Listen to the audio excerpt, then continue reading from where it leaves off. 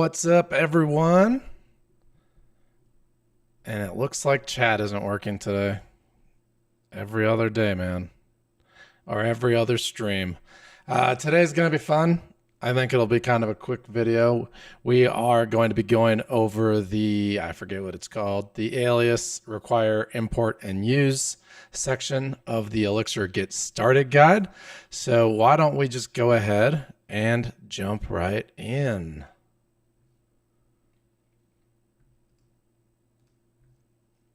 All right, let's go to elixirlang.org and we'll go to guides and we're going down to, let me adjust this screen first. There, that's probably good. And we'll go down to our alias require import and use section. Oh, good. I'm glad you can hear me. The interview with Zach, I don't know what happened there. It was something with OBS because all I had to do was restart OBS and my microphone input was good. It was just like, I don't know, really weird. Something I just have to watch now. I have to watch that little decibel bar to make sure it's bouncing the way it should be. What is going on, Chris? Glad you're here. All right. So, in order to facilitate software reuse, Elixir provides 3 directives. We get alias, require, and import, plus a macro called use. And they're summarized below. So alias, the module,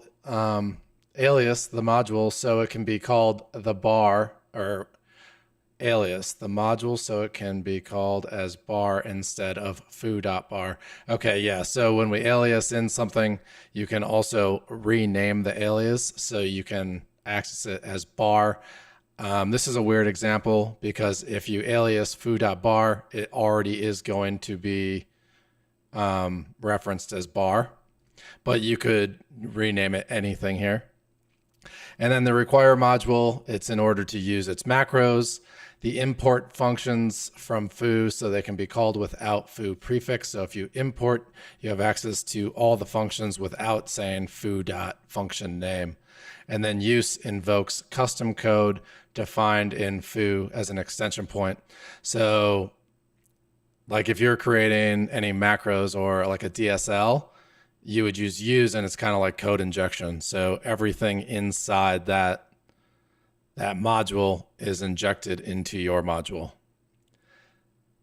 So that is a little higher up macro view, and then we'll now explore in detail. So we will jump into alias. Alias allows you to set up aliases for any given module name. Imagine a module uses a specialized list implemented in math.list. The alias directive allows referring to math.list just as list within the module definition. Let's pull up our terminal. I have terminal open on another page. I'm just going to close it. Terminate. Okay. Terminal. I'm going to CD to the desktop. Let's just make a new project. We'll say mix new directives. Okay. CD directives. Open up VS Code. I'll make this bigger for us. Close that. Okay. Let's get some code up.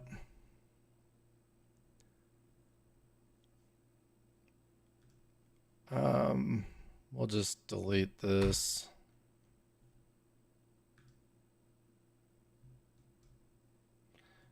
Okay, let's make a new file here.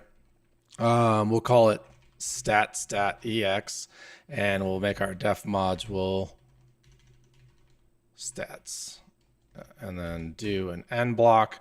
And so this is fake. So we'll just say alias.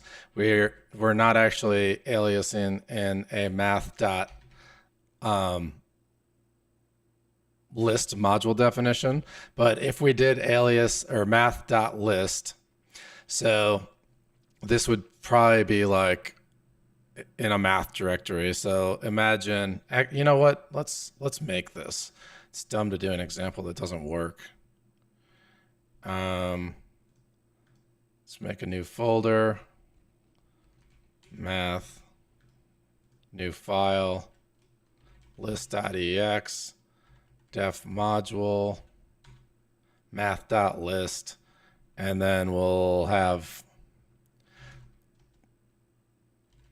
cool function do end, and it'll return a neat atom. Okay, so we have our math.list module. We have our stats module.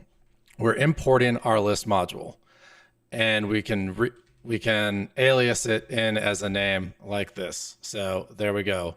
We now have access to our list module, just doing list dot, and then there we can call cool function, right? All right, so even without doing this as, we still have access to it because the name of it is list. So we still have our cool function. But what's cool is we could rename this anything. So cool. And now we can do cool dot cool function. So there you go. That's a better example. Like, why would you name it with the default name that it automatically works as? I don't know. I don't know why you do that, but so that's cool. So you can do the as option here and rename how you're aliasing in a module. And if you leave it alone, you just have access to the module name here. All right, very cool. Let's go back to our docs. And the original list can still be accessed within stats by the fully qualified name, elixir.list. The original list can still be accessed within stats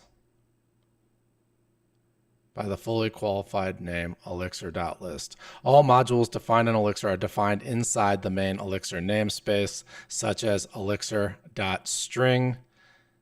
However, for convenience, you can only omit Elixir when referencing them. Aliases are frequently used to define shortcuts. In fact, calling aliases without an as option sets the alias automatically to the last part of the module name. Oh, I jumped a little bit ahead. So we still have access to it there. Okay. Note that alias is lexically scoped, which allows you to set aliases inside of specific functions. So if you only want to alias a module in one function, you can do that, and then it would only be accessible within that block of code. So that's really cool. It is so hot in here. So my AC is broken. That really sucks. And let's see, how hot is it outside right now? It is 93 degrees. It's not super hot in here, but when I'm live streaming with the lights on me, it gets really warm. So if you see me start sweating, it's just because I don't have AC. I've been too lazy to get my apartment complex, people, because my AC breaks every single year. It never works, and it's really annoying. But anyways, I forgot where we were.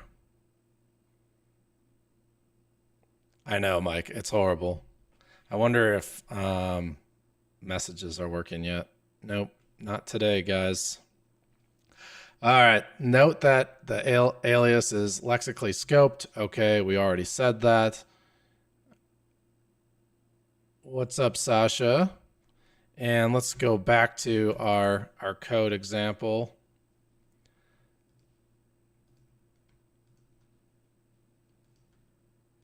Okay. Sorry, guys. I'm having a hard time focusing. Where were we? Note that the alias. Okay. So inside of our function here, let's see. We're in our, we want to go in our math module. Okay. let's make a new, maybe I shouldn't have done this. New file. Let's make a new module called math.ex and make this our def module math. And we can have a definition or a function called plus that takes two arguments, A and B. And inside of this function, we can alias another module. So we can say alias, and now we can call our math.list module, and then we would have access to our cool function. So that's really cool. And then if we had another function called minus, and that takes two arguments as well, we wouldn't have access to list.cool function because we're not aliasing it in and it's out of scope. So good to know. All right, back to, so in the example above, since we are invoking alias inside the function plus arity2, the alias will not be valid inside the function. It'll only be valid inside the plus arity2 function, not the minus. All right, so that's alias for you. And now let's move on to require. So Elixir provides macros as a mechanism for meta programming. Writing code that generates code. Macros are expanded at compile time. Public functions and modules are globally available, but in order to use macros, you need to opt in by requiring the module they are defined in. And so require pulls in macros available in the function. Just like alias, you get access to the functions in the module, and then import, I believe, brings in macros and functions, but we're jumping ahead. Let's play around with the require. This example is in the Elixir shell, so let's go ahead and say IEX and start our shell. I'm going to clear it so we can be at the top. And so if we say integer, integer.isOdd 3, we have undefined function. It's undefined or private. However, there is a macro with the same name and arity. Be sure to require integer if you intend to invoke this macro. So we want a macro from the integer module, right? So now if we say require integer, now when we say integer.isOdd, we now have access to that macro and it works. So in Elixir, integer isOdd is defined as a macro so that it can be used as a guard. This means that in order to invoke integer isOdd, we need to first require the integer module. Note that like the alias directive, require is also lexically scoped. And we will talk more about macros in a later chapter. All right, import. We use import whenever we want to access functions or macros. Oh man, look at that brain. I have a really hard time retaining things like this when you can like easily just look it up to remind yourself like what is import. Like I would always, maybe it's like being dyslexic, I don't know, but I would always like mix up like require and import. I would know the functionalities are different between them, but sometimes I'll swap them. But so import gives you access to macros and functions within a module. So we can only import public functions as private functions are never accessible externally. Yes. For example, we want to use the duplicate function from the list module several times. We can import it. All right. So back to the shell. So in this example, we're going to import the module list. And you can pass in options. So we can say only, and we can bring in only the duplicate function arity2. And arity is kind of the way it knows exactly what functions you're interested in, because duplicate could have other functions with different arities, right? So there we go. We imported duplicate, and now we can just call the duplicate function, and we can pass in an OK atom, and we'll say duplicate that 3 times, and there we go. We duplicated our OK atom 3 times in a list. And we imported only the function duplicate with arity2 from list. Although only is optional, its usage is recommended in order to avoid importing all functions of a given module inside the current scope. Option except could also be given as an option in order to import everything in a module except a list of functions. Note that import is lexically scoped too. This means we can import specific macros or functions inside of function definitions. All right, let's go back to our VS Code. And we have math. We are in our math module. And let's say, well, we'll delete that, and we'll do our def some function, do end, and then we can import list and then say only, and then bring in our duplicate function arity2.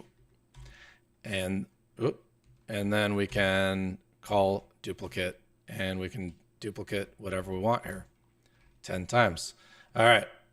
So that works, and I feel like we should call this. Let's open up our terminal just to see it work. Where am I? I am, okay, IEX. All right, and then let's see, math dot some, do I have to do IEX dash S mix?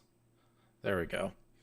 I'm gonna clear this, and then if I do math dot some function, hit enter, you'll see our OK atom duplicated 10 times. Okay, back to okay, in the example above, the imported list.duplicate arity2 is only visible within that specific function. Duplicate arity2 won't be available in any other function in that module, or any other module for that matter. While imports can be useful for frameworks and libraries to build abstractions, developers should generally prefer alias to import on their own code bases, as aliases make the origin of the function being invoked clearer. Now we have use. The use macro is frequently used as an extension point. This means that when you use a module, foobar, you allow that module to inject any code in the current module, such as importing itself or other modules, defining new functions, setting a module state, etc. For example, in order to write tests using the XUnit framework, a developer should use the xunit.case module. So I'm sure you've all seen this in at least the generated tests, and if you ever wrote tests, which you should be writing tests, you'll see use. And use invokes the xunit.case DSL, which allows us to write the test like this in this syntax, right? So we declare a test, we name a test, and then we run the test inside of the do block. And so testing is its own like DSL. And if you want to learn more about creating like custom DSLs and macros and all that good stuff, check out my course. On elixirmentor.com, you'll find it. I build a custom DSL with like a shopping cart discount thing, but it's really cool. And if you've never played with macros, I highly recommend it. And we also touch on cool stuff like gen server processes, message sending, all that good stuff. So I guess let's, no, we're not gonna write this test. I was thinking about it. Well, actually, we have our test. It's already here, guys. But I deleted our the directives. But what we can do is we'll just refactor this a little bit. We'll call this math test. We don't have any doc tests, so I'm just going to delete that for now. And let's see, in our math function, we're going to test some function, right? So some function, let's see, this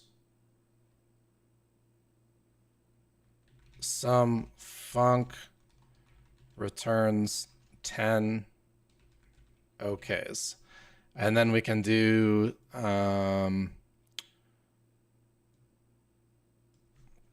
math.sumfunc, and then it needs to be equal to a list of okays. I'm going to cheat here because I don't actually want to count. We're just going to grab this list here and paste it here. And so all we're doing here is we're asserting that this function matches the right-hand side, right? So if I save that and then let's Control C, I think mix test. Look at that. We have a passing test. Woohoo! I just wrote a test. So that works. But what we're showing you here is case is actually a macro, and we're injecting that into this module. Let's see.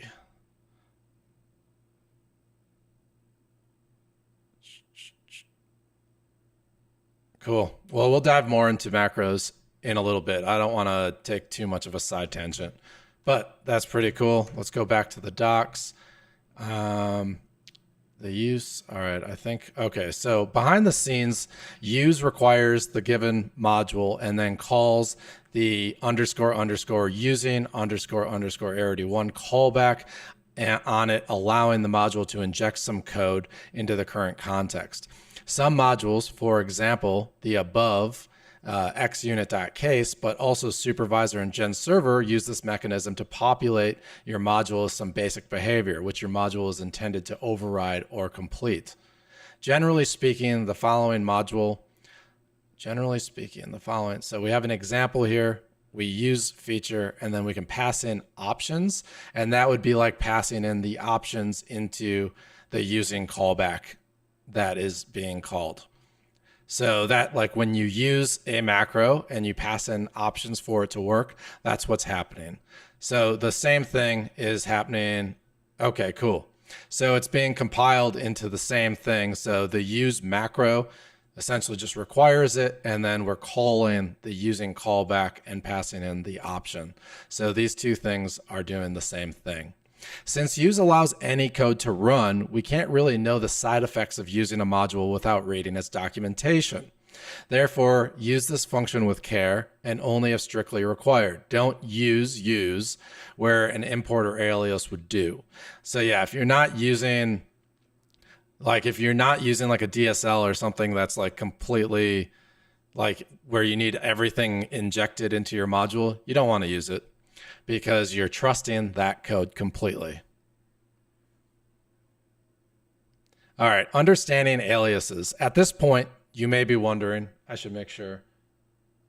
Let me catch up on your questions. I think you only have to use require when you want to use macros. Yeah, well, require, let's go back up. I'm going to mix them up now. Yeah, require only gives you access to macros in a module, and then import gives you access to the functions and macros in a module. But import works with macros. Yeah, so import does both. Require just does macros, if that makes sense. To be honest, I avoid it like the fire. Being alias is the only thing I use. I mean, for the most part, if you're just accessing module functions, you only need alias. Okay, but import puts it into the current namespace, where require still means you have to reference it with the hierarchical name. Yeah, but every time I see use, I figure they are going to do some magic. Macros are pretty magic. So yes, like I just started playing around with Ash. That's a lot of DSL, so a lot of macros use. And yeah, you're doing magic, but you have to trust the code, right?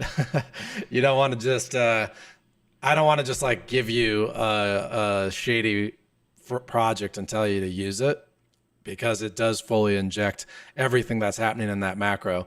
Even if you're making like outside calls or database calls, whatever may be happening, use with caution. But macros are pretty magical. They're cool. They are cool. I think Chris McCord's book, the Meta Programming book, really good book. Highly recommend it. All right, understanding aliases. Is this where, yeah, understanding aliases. At this point, you may be wondering what exactly is an Elixir alias and how is it represented? An alias in Elixir is a capitalized identifier like string, keyword, etc., which is converted to an atom during compilation. For instance, the string alias translates by default to the atom elixir.string. So is atom string true? Okay. Let's play with some examples. All right, IEX, clear. So is underscore atom, pass in the string module, that is true. And then if we say to string and we pass in the module string, we get elixir.string back. And then we can also say atom elixir.string in quotations. Does that match string? And that is true. So by using alias arity2 directive, we are changing the atom the alias expands to. Aliases expand to atoms because in Erlang virtual machine and consequently Elixir modules are always represented by atoms. So list.flatten and then Elixir, okay. So calling the list module.flatten, and then we'll just pass in a list with a nested list inside, and then close that off. And when we hit enter, we just get a single list back and the nested one is removed. But then we can also say elixir.list in quotations is a string.flatten and pass in the same thing. So one nested list of two. And that didn't work. Oh, I forgot the atom. It's an atom. The colon. There we go. And it does the same thing. So that's the mechanism we use to call Erlang modules. And then we can also do lists.flatten and do the same thing.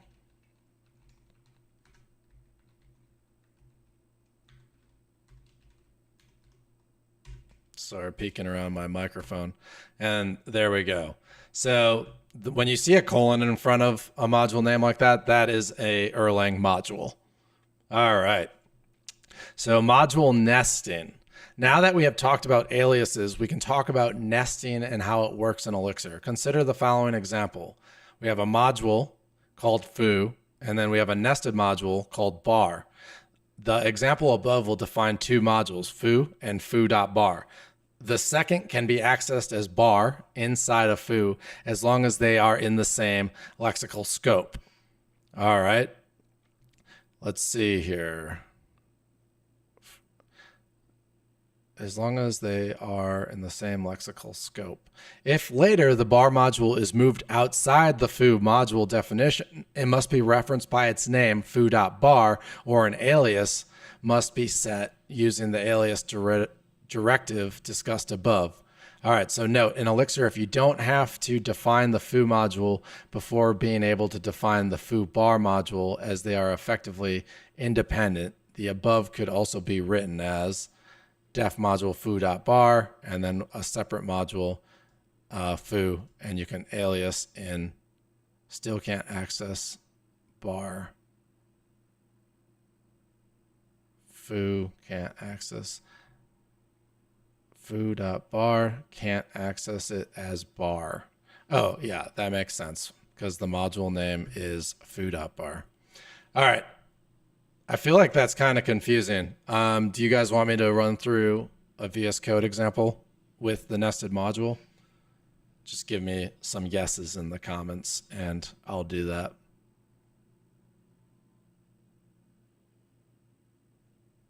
I'll just sit here awkwardly until the lag catches up.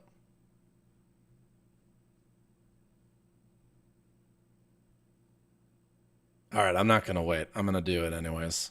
Okay, so let's open up VS Code. And all right, we're going to create a foo module in our lib directory. So whoops, foo.ex, foo.ex, def module, foo. And then if we have a nested module, def module bar. Okay. And save that. And so the above example will define two modules, foo and foo.bar. Okay. So if we went into, let's go into our stats and say we wanted to alias foo, we can do that. And then we can also alias foo.bar. And there we go. We have access to both of them, right? And then, so essentially what they're saying is we can even move this module out. And if we still called it foo.bar, it would still be aliased the same way. And then even in foo, we can alias it the same way as well. So we can just say foo.bar. All right, cool. Boom, boom.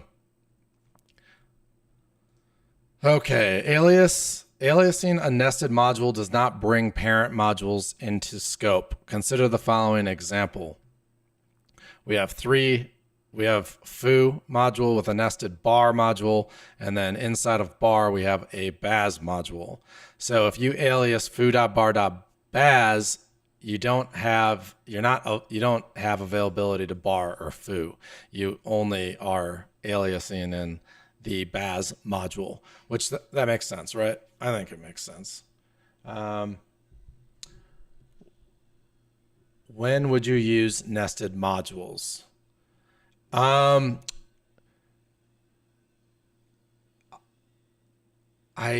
Dude, I hate that I just went blank right now because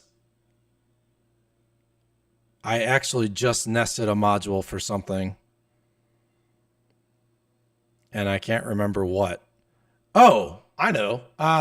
Okay, so when nested modules come in handy, in my course, I just wrote a macro section, and this I can't tell you any other use case, but I think this is a really good use case. So I wrote a DSL, right? So we wrote our own macro for basically we could pass in functions that it took a. Sorry guys, I'm stumbling. I gotta get my thoughts together. Basically, I wrote a DSL where you named the discount, you passed in the condition function, and you passed in the action function. So at the DSL level, anyone using my macro can create any discount they want. So any condition and any action to take, they just have to write the function and pass it in. The thing is, so like if you write a macro like that, how do you test it? Like you can't test it off of code using your macro. So like when you use a macro, you create these functions, or you're calling, you're defining your discounts in our case, or like the test module. Let me pull that up. That's a good one to look at. So we have all our tests defined, but how do we write a test for this macro to know that like when we name it, it works, when we use assert, it works? So you could basically nest a module inside this test function to test your macro, where your data will never change. In fact, I wonder if I have that code. One second, I'm gonna pull up my course. I don't know if I have the code or not. Sometimes I delete it after I upload it. But I can show you when a nested module is used, because I feel like I'm not making a good case for it at the moment, but I want to show you guys the code. Dang it. No, don't worry. I'm going to get it. Just hang in there with me. Using nested modules for an API wrapper. That's good too. All right, hang in there, guys. I'm going to download my source code from my course.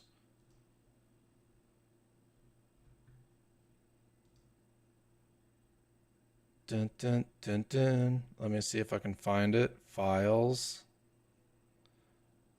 module. Here we go.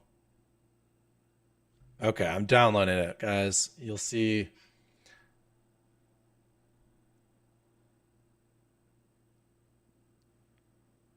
Okay, it's downloaded. I'm unzipping it. And all right, let me just pull this up. Downloads, discount DSL. I think this is the project. Yeah, code. Okay. Look at me giving you guys an inside look at cool code. Okay. So here is a DSL. So we created a macro here. Too noob to find this use case. Also, I have to. All right. So I created this discount DSL, and you can see that we're using the using callback here. Basically, we create all this stuff, blah, blah, blah. It doesn't matter. I'm not going to explain it. If you want to understand it, you have to go buy my course.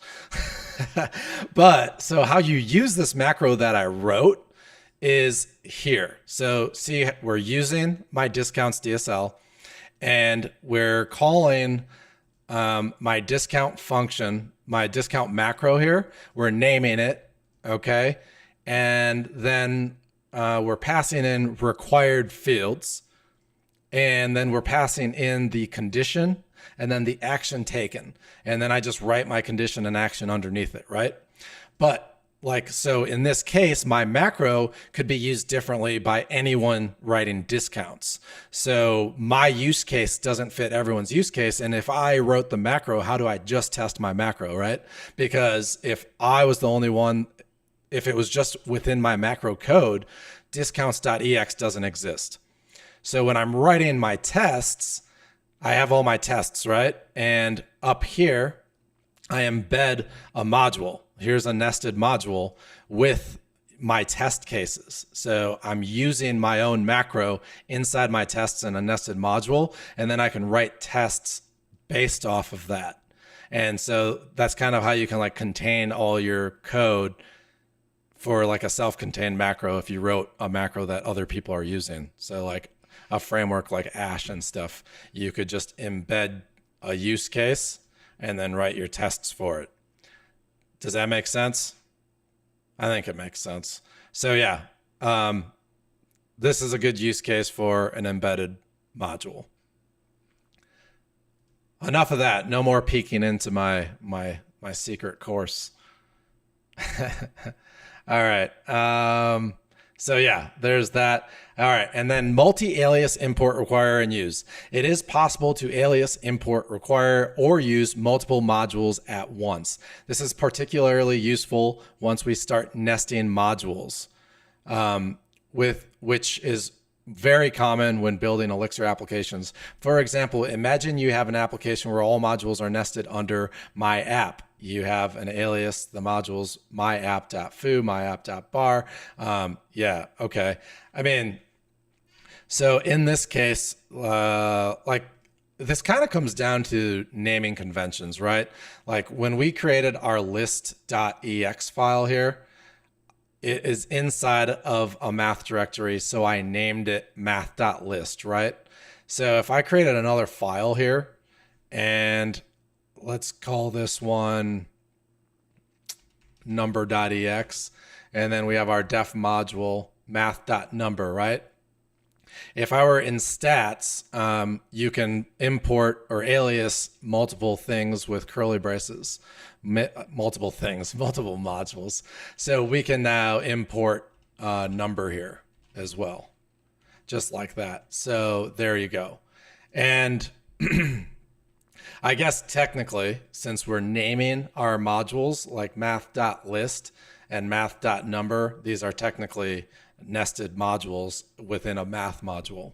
So there's a nested module for you. I never really thought about it that way until I read it, but there you go.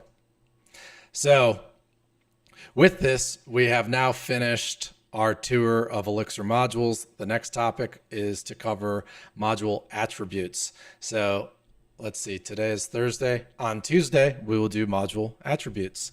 That'll be a lot of fun. So cool. I just showed you guys secret sauce from my course. And we learned a little bit about alias, import, require, and use. And it's awesome that you guys all hung out. Let's see.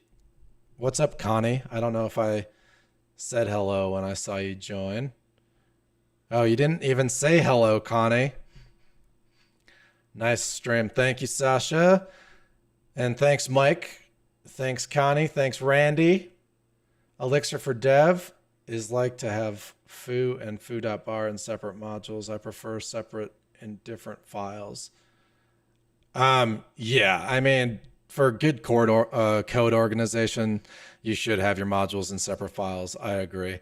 I'm even that way. Like, unless my Heeks files are super short, I don't like them in the render callback function either. I like them in a separate file. And then some people will be like, I don't like jumping all over with different files, so I like it inside. But I don't know. I like to keep things separated. I think it's a little more organized. But all right, guys, thank you so much. And I will actually, I have a live stream tomorrow morning with dude, my brain does not work in the afternoon. I have to go to my announcements channel. And oh yeah, Sean Moriarty. I don't know how to say his last name. I should probably figure that out. But he's going to be on with me tomorrow, and we're going to be talking about machine learning and Elixir. So that is going to be dope. It's going to be over my head. I'm going to try to make some good conversation. The macro use case that you show makes sense to create a submodule. Yeah, you're saying by submodule, do you mean a nested module? I think it makes sense because, yeah, it's just available. But all right, guys, thank you for tuning in. Tomorrow is going to be a really good podcast with Sean. We're going to learn a lot about machine learning. And then on Tuesday, we will be diving into module attributes. So see you guys. Enjoying the video? Show some love with a like and hit subscribe to stay updated. To support me and keep the content free, click join for memberships or pick up a course at elixirmentor.com and get free access to my private community. Let's jump back in.